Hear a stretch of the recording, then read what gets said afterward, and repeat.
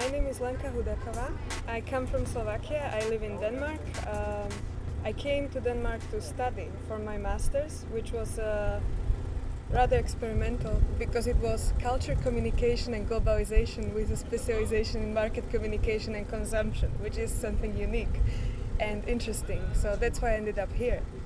And then I moved to Copenhagen because Aalborg, where I studied, was not enough.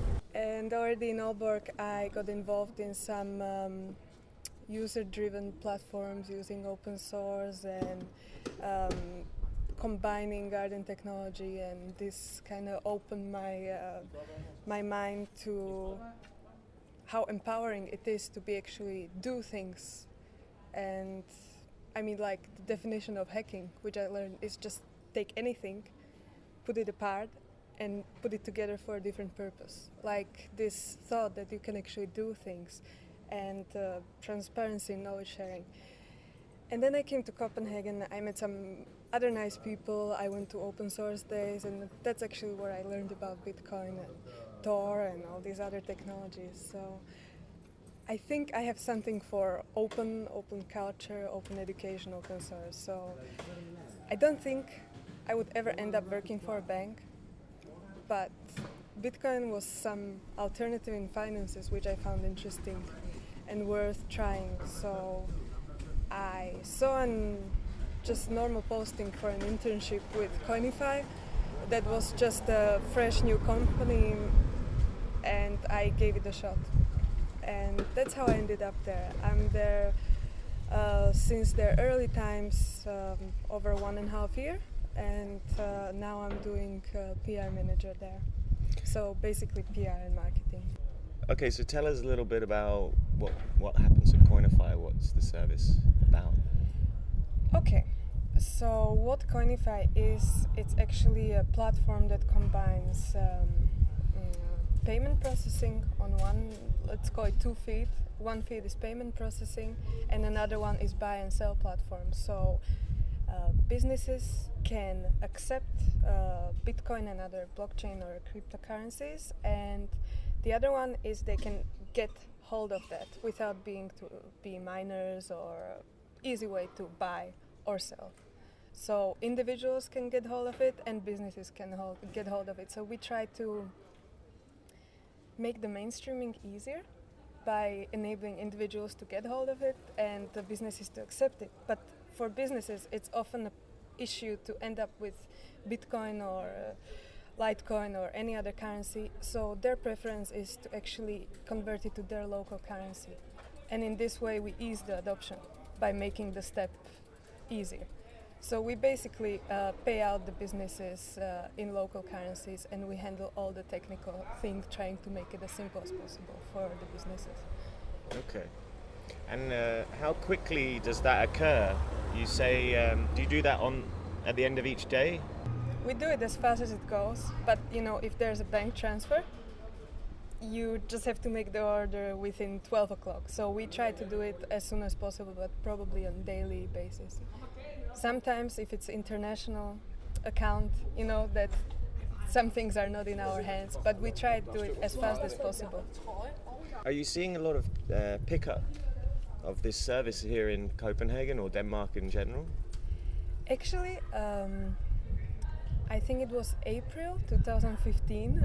We had a rather interesting month because we had one of our former colleagues, known as Bitcoin Jack. We had him to go around and talk local merchants. Usually, mostly it was cafes, bars, even a hot dog stand and some other places to accept Bitcoin. And then we made a Bitcoin pub crawl, and we got pretty local there. So you can actually pay with Bitcoin at some places. I think you already experienced it. Yeah, I've been using the Coin Scout app that basically tells you wherever you can spend your Bitcoins in the city. Mm-hmm. And I was blown away. There's quite a few places here in the city actually. Tell us a little bit more about how you see the service developing as you go forward. I think, and you heard this before many times, and it's not me inventing this phrase, but when there was a new invention, there wasn't a mass adoption at the point when it was created. So you had to build the infrastructure. And I think what we're good at is scaling fast and internationally. Like we managed to get from a local business into a global service on both sides, which is, I think, quite impressive. And also, we have not only signed up different businesses to be our merchants, but we made deals with payment service providers who have thousands of merchants under them to scale faster. So we're the biggest payment processor for blockchain currencies in Europe, and we're growing fast in Asia. And I think we have thought outside of box by not sticking to how to say it, like borders, but thinking outside the box in building our business strategy. So I think we have some really great people in the management making different deals and lateral connections, for instance, DGX with Ethereum. So you are looking at altcoins and other platforms like Time? We don't even let people, businesses, to accept only Bitcoin. We have up to 16 other most popular alternative currencies that they can actually accept without making any effort extra apart from that. So they can actually offer a bunch of most popular. So you offer that to merchants, but I guess it's still relatively unknown. You never know what's going to happen with... You don't even know if Bitcoin is the currency to stay or there'll be new ones. So we just want to give it a choice. If people in some communities use this currency, we want them to give an option that they can actually choose to pay with that currency, and it costs nothing to the merchant. It's just more options. So I think that's also that, but we also cooperate with Ethereum based network, which I think is very nice for different areas in the ecosystem to get more cooperation going. The Ethereum company we were working with so far, it's DGX, and we have already powered the possibility to buy their assets with Bitcoin on an Ethereum-based platform, and we are planning to add their gold-backed assets as our payment currency in the future. So we have some different cooperations with them, but we have our tech team. We didn't outsource anything. So what's exciting you personally about the future? What projects or what are you seeing in the space that gets you kind of like, that wow feeling that's something really interesting that's coming out of this? Are there any projects like that stick out for you? Well, in general observation, I just think it's exciting to see how much acknowledgement Bitcoin gets, and how blockchain became this buzzword and how actually it became something positive. So I'm just happy to see the change of bigger companies adopting it as a payment currency and just being part of it. And I think we do also a great deal for it, because we have some keynote speakers that our co-founder, for instance, Lasse, he goes and he speaks about potential. He doesn't give a sales pitch, but he goes and speaks to the senior bankers and finance and I don't know what guys about what opportunities this has for them. So I'm just happy to see that actually all this effort we give to attend events, to spread the knowledge, it actually is getting stuck somewhere and things are moving forward. We've met a few guys up in Stockholm, a few banks and a few organizations, groups, and Bitcoin is still a very dirty word. So, and even blockchain, they've started to rebrand it to block tech. Oh. They talk about block tech when they're talking about blockchain technology, and this is, I guess, their efforts to try to, become redefine. Yes. The whole space. Well, the funny thing is that you have either cryptocurrencies, digital currencies, or blockchain currencies. Cryptocurrencies is the proper way to call things, but it has some negative connotation to it. So digital currencies, that is not exactly the definition. So blockchain currencies is the most acceptable version people actually listen to and give it a chance. So it's quite interesting that just this expression has preferred terms. So block tech, yes. why not? I get your comment on a few things that are occurring around this time in the mainstream. I mean, obviously, recently we had the obsession, which has been going on for some time, from the mainstream media to find this Satoshi Nakamoto character. What do you think the obsession there is? Is it even necessary for us to know? Well, I met with a lot of opinions. What does it matter? Who was it? I'm curious myself, but I just don't feel like jumping on that bandwagon that someone says and claims it right away. I was more careful to wait. That some individual can say, okay, why would I even use something that I don't know who created it? And I can see that this could potentially mean something negative, like can build up some negative attitude. So I like the mystery about it, but I understand why people are curious. And of course, in news, you want to discover things. So of course, it's the number one question the journalists want to find out when it comes to Bitcoin. If we have a name and a person or a group of people, I think what can really make a difference since then on would be which side of this future of Bitcoin would this person or group point to. I think that could cause some sort of a... So then you have a kind of religious theme, like with a leader or a group of leaders that everybody looks towards for guidance, which is... Could be. I think that could be giving a weight in when it comes to deciding whether they will do this with the blog or that. Which group would get the favor of the creator, or I don't know.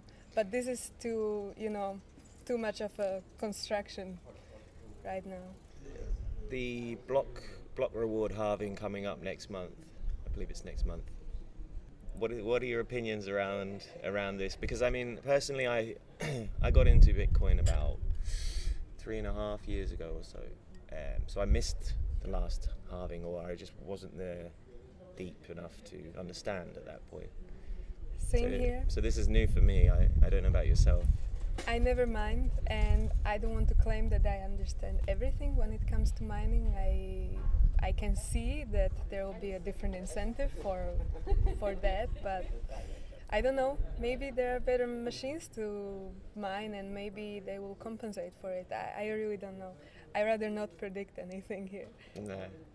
But it's going to be interesting to see what happens. Is there anything that's like at the top of your mind that's happening currently in this space that you'd like to comment on? It's just so many things. Satoshi Nakamoto got headlines for 2 weeks. Microsoft taking down the Bitcoin payment option took another 2 weeks. I don't know. Now Valve started accepting Bitcoin.